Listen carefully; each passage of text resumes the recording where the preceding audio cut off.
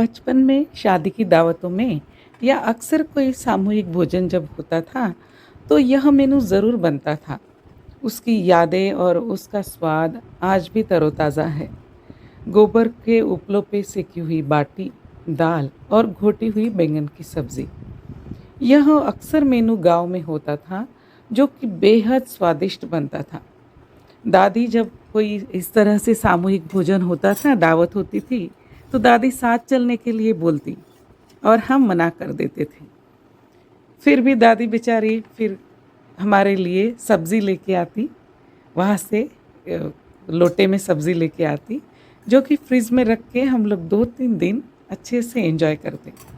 झिझक के मारे तब दादी के साथ जाने में मन नहीं करता था, लेकिन आज जब याद करते हैं तो बचपन की वह यादें बहुत अच्छी लगती है, बहुत मिस करते हैं उन दिनों को। इस तरह घोटी हुई बैंगन की सब्ज़ी हमारी जगह की खासियत है और बाटी की भी खासियत है, लेकिन आज यही बाटी हम लोग घर घर में आसानी से किस तरह बना सकते हैं, वह विधि मैं आपको दिखाऊंगी। नमस्ते, कुक आर्ट विद लीना में आपका हार्दिक स्वागत है। चलिए आज यह मेनू आप भी मेरे साथ बनाइए, जो कि बहुत फटाफट बन जाता है।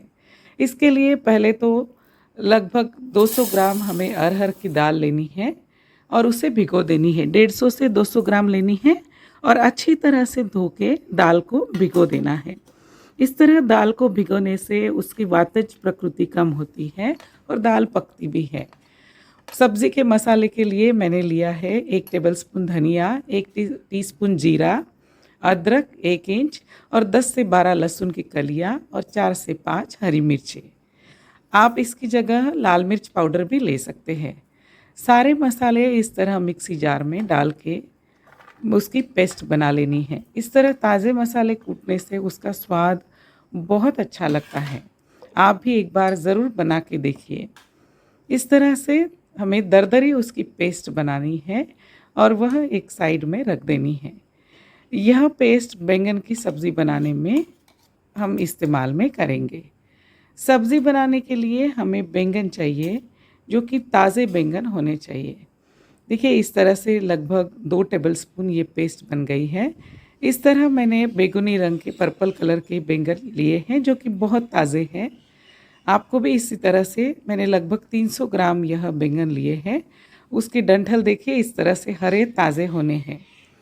इस तरह से बैंगन के हमें छोटे टुकड़े काट लेने हैं और सब्ज़ी बनाने के लिए 1 टेबलस्पून तेल बर्तन में गरम करना है। तेल जब गरम हो जाए, तब अच्छी तरह से गरम हो जाए, तब उसमें तड़का डालना है। तड़के में हमें राई और हींग डालना है। इसमें ज़ीरा हमने पेस्ट में डाला था, इसीलिए तड़के में ज़ीरा नहीं डालना है। बस राई और हींग का तड़का लगाना है और उसमें फिर पेस्ट डाल के अच्छी तरह से तेल में पेस्ट को फ्राई कर लेना है। देखिए इस तरह से पेस्ट डाल के 1 आध मिनट उसे फ्राई कर लेना है। पेस्ट डालने के बाद उसमें आपको बाकी मसाले जैसे कि हल्दी आधा टीस्पून और गरम मसाला पाउडर वह भी आधा टीस्पून डालनी है। इससे ज़्यादा और इस सब्ज़ी में कोई मसाले नहीं डलते हैं, बस इन्हीं चीज़ों का स्वाद बहुत बेहतर आता है। वीडियो अगर आपको अच्छी लग रही है तो प्लीज़ लाइक इट और वीडियो अंत तक देखते रहिए। मुझे यकीन है आप यह मेनू देखने के बाद ज़रूर बनाएंगे। बहुत इंटरेस्टिंग यह मेनू बनता है। इस तरह से मसाले पलटने के बाद आपको बैंगन उसमें डाल देने हैं। बैंगन में प्रचुर मात्रा में आयरन होता है, इसलिए वह काटने के वक्त काला पड़ता है। काटने के वक्त इसलिए एक पतीले में पानी लेके उसमें आपको उसके टुकड़े काटते हुए डालने हैं, ताकि वह काला ना पड़े। पूरे टुकड़े इस तरह काटने के बाद आपको पानी निथार के बैंगन इसमें डाल देना है। अच्छी तरह से चलाना है, मीडियम गैस पे चला के पूरी तरह से मसाले बैंगन को कोट करने तक चलाते जाना है। एक तरफ मैंने पानी भी बॉईल करने के लिए रख दिया है। आपको सब्ज़ी में हमेशा गर्म पानी ही डालना है। गर्म पानी डालने से सब्ज़ी का स्वाद बरकरार रहता है और वह पकने में भी जल्दी पकने में सहायता होती है। इस तरह मैंने लगभग 1-2 मिनट उसे चला लिया है अच्छी तरह से देखिए, और फिर उसमें आपको गर्म पानी डालना है। बैंगन की यह सब्ज़ी शादियों में अक्सर बनती है। बैंगन की जगह कभी-कभी कद्दू की सब्ज़ी भी बनती है, उसकी रेसिपी फिर किसी दिन मैं आपको ज़रूर दिखाऊँगी। लेकिन इस तरह घोटी हुई बैंगन की सब्ज़ी आप एक बार ज़रूर बना के देखिए, बच्चों को पता भी नहीं चलेगा क्या सब्ज़ी है और वह बहुत चाव से खाएँगे।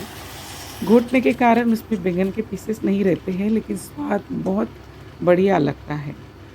इस तरह गर्म पानी डाल के आपको वह सब्ज़ी पकने के लिए रख देनी है। एक तरफ हमने बैंगन की सब्ज़ी पक रही है हमारी, तब तक दूसरी तरफ बाकी की तैयारी कर लेते हैं।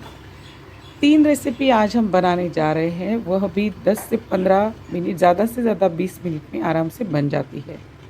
बाटी बनाने के लिए मैं ना तो मैदे का इस्तेमाल कर रही हूँ, ना ही आटे का। उसके लिए मैंने लिया है दलिया, जो कि साबुत गेहूँ का होल व्हीट दलिया है। इस तरह से दलिया मैंने लगभग 300 ग्राम लिया है। आपको अगर प्री रोस्टेड दलिया मिलता है तो बहुत अच्छी बात है, नहीं तो इस तरह से नॉर्मल दलिया भी आपको ले सकते हैं। उसे बड़े मिक्सी जार में डालना है, लगभग 300 ग्राम 4 लोगों के लिए। फिर उसमें बाकी के जो इंग्रेडिएंट्स हैं, जैसे अजवाइन आपको ज़रूर डालनी है, वह पाचन में सहायता करता है। 1 टीस्पून अजवाइन, 1/4 टीस्पून आपको बेकिंग पाउडर डालनी है। बेकिंग पाउडर आपके पास नहीं है तो चुटकी भर मीठा सोडा आप डाल सकते हैं। 1 टीस्पून आपको नमक डालना है और सारी सामग्री आपको मिक्सी जार में पीस लेनी है। बहुत महीन नहीं पीसनी है, इस तरह से आपको दरदरा उसका पाउडर बना लेना है। यह दरदरा पाउडर ही आपकी बाटी में बहुत अच्छा टेक्सचर भी लाता है और खस्तापन भी लाता है। और खस्तेपन के लिए उसमें आपको मक्के का आटा ज़रूर डालना है। ध्यान रहे कॉर्नफ्लोर नहीं डालना है, मक्के का आटा 50 से 70 ग्राम आपको डालना है। फिर उसमें आपको 2 टीस्पून तेल डालना है। यह चम्मच मेरा छोटा सा ही है, इसलिए मैंने 3-4 लिया है, लेकिन मात्रा में यह 2 टीस्पून कोई भी रिफाइन ऑयल जो आपके पास है वह डालना है।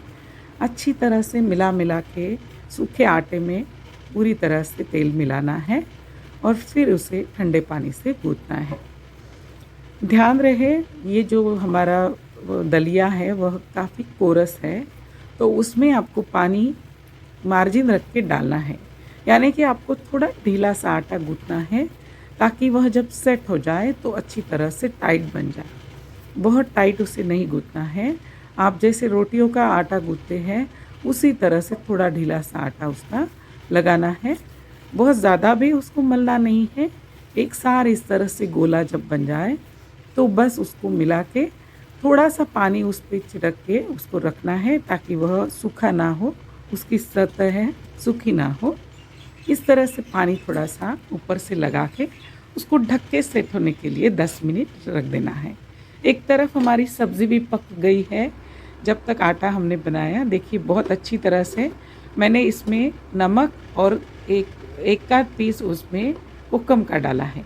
आपके पास अगर कोकम नहीं है तो आप उसमें नींबू निचोड़ सकते हैं। सब्ज़ी हमारी रेडी है। दाल भी अच्छी तरह से भीग गई है। भीगी हुई दाल में अब हमें बाकी के मसाले यानी कि हल्दी और हींग पाउडर डालनी है। आधा टीस्पून हल्दी डालनी है और 1/4 चम्मच आपको हींग डालनी है और इसमें आपको गुड़ ज़रूर डालना है। गुड़ से दाल मीठी बिल्कुल नहीं बनेगी, लेकिन यह दाल की जो वातज प्रकृति है उसको कम करती है और उसका स्वाद भी और बेहतरीन हो जाता है।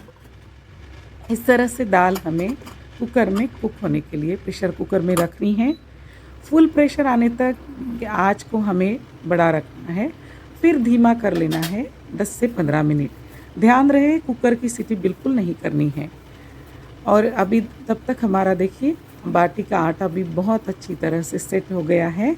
अगर आपको वीडियो अच्छी लगी है तो please like, share and subscribe my channel cook queen cook art with Leena. और वीडियो इसी तरह से आगे देखते रहिए, बहुत ही इंटरेस्टिंग रेसिपी यह बनने वाली है। मुझे लगता है एक बार आप ये इस रेसिपी देख के आप फिर से इंग्रेडिएंट जमा करके ज़रूर मेरे साथ बनाइए। मुझे यकीन है आप भी इतने ही कम टाइम में पूरी रेसिपी बना पाएंगी। इस तरह से आपको गोले बना लेने हैं मीडियम नींबू के साइज़ के आपको गोले बना लेने हैं। 8 गोले इस प्रमाण में बनते हैं जो कि 4 लोगों के लिए पर्याप्त है। इसी तरह से गोल-गोल घुमा के आपको सारे गोले बना लेने हैं। बीच में थोड़ा आप हाथ में तेल से ग्रीसिंग कर सकते हैं। सारे गोले बनने के बाद एक तरफ मैंने जो मेरा एयर फ्रायर है वो भी ये प्रीहीट करने के लिए रख दिया है। आपके पास एयर फ्रायर नहीं है तो कोई बात नहीं है, आप इसे नॉनस्टिक पैन में भी सेक सकते हैं। ध्यान रहे नॉनस्टिक पैन में सेकते वक्त आपको उसका ढक्कन पूरा नहीं लगाना है, थोड़ा सा खुला रखना है। इस तरह मैंने यह सिलिकॉन पैन रिसेंटली ख़रीदा है, उसमें मैं ट्राई करने जा रही हूँ। सिलिकॉन पैन में तेल वगैरह की ज़रूरत नहीं होती है, फिर भी मैंने हल्का सा 1-2 बूंद तेल उसमें स्प्रेड करके सारी बाटियाँ रख दी हैं और ऊपर से फिर से ब्रश की सहायता से एक-एक बूंद मैं इस तरह से लगा के स्प्रेड कर रही हूँ। आप इसे स्किप भी कर सकते हैं, लेकिन यकीन मानिए थोड़ा सा तेल लगाने से कुछ नहीं बिगड़ता है, स्वाद लेकिन दुगना हो जाता है। इस तरह देखिए 200 डिग्री सेल्सियस में पहले आपको 10 मिनट बाटी सेकनी है, फिर से उसे पलटाना है। मैंने नोटिस किया कि मेरे सिलिकॉन के पैन की वजह से मेरी बाटियाँ खस्ता नहीं हो रही थी, इसलिए मैंने वह निकाल ली और मैंने डायरेक्ट उसे एयर फ्रायर में डाल लिया है। यह भी मेरा एक्सपेरिमेंट का एक्सपीरियंस आप भी यूटिलाइज़ कर सकते हैं। सिलिकॉन पैन आपको मूंगफली या जीरा या कुछ भी सेकने के लिए अच्छा है, लेकिन बेकिंग जब करना है तब आप डायरेक्ट ट्रे में इस तरह से रख सकते हैं ताकि उसमें वो खस्तापन व सुनहरा रंग जल्दी से आ जाए। बाटी हमारी एक तरफ से सेक गई है, उसे मैं अभी पलटा के फिर से एक-एक बूंद तेल की उसमें ब्रश की सहायता से लगा रही हूँ। देखिए इस तरह से तेल लगा के फिर से आपको उसे 10 मिनट सेकना है। अगर आप यही बाटी आप पैन में अगर सेक रहे हैं नॉनस्टिक पैन में तो थोड़ा सा समय ज़्यादा लगेगा, 20 मिनट की जगह 25 या 30 मिनट लग सकते हैं, लेकिन आपको अंतिम रिज़ल्ट इसी तरह से मिलेगा, इतना ही कारगर मिलेगा। देखिए कितना सुंदर सुनहरा कलर आ गया है। बाटियाँ भी हमारी रेडी है, बहुत गर्म है इस वक्त। आप उसे कपड़े में कैसरोल में कपड़ा बिछा के बाहर निकाल के रख सकते हैं। 5 से 10 मिनट उसे थोड़ा ठंडा होने दें, फिर उसे आपको कवर करना है। देखिए कितनी खस्ता बाटी बनी है, हाथ से यह आराम से टूटती है। अगर आपको चाहिए तो आप मिक्सी जार में भी उसका थोड़ा दरदरा पाउडर बना सकते हैं, लेकिन जिसकी उसकी ज़रूरत बिल्कुल नहीं पड़ती है। इसी तरह से हाथ से जो टेक्सचर आता है ना, उसका मुंह में बाइट बहुत अच्छा लगता है।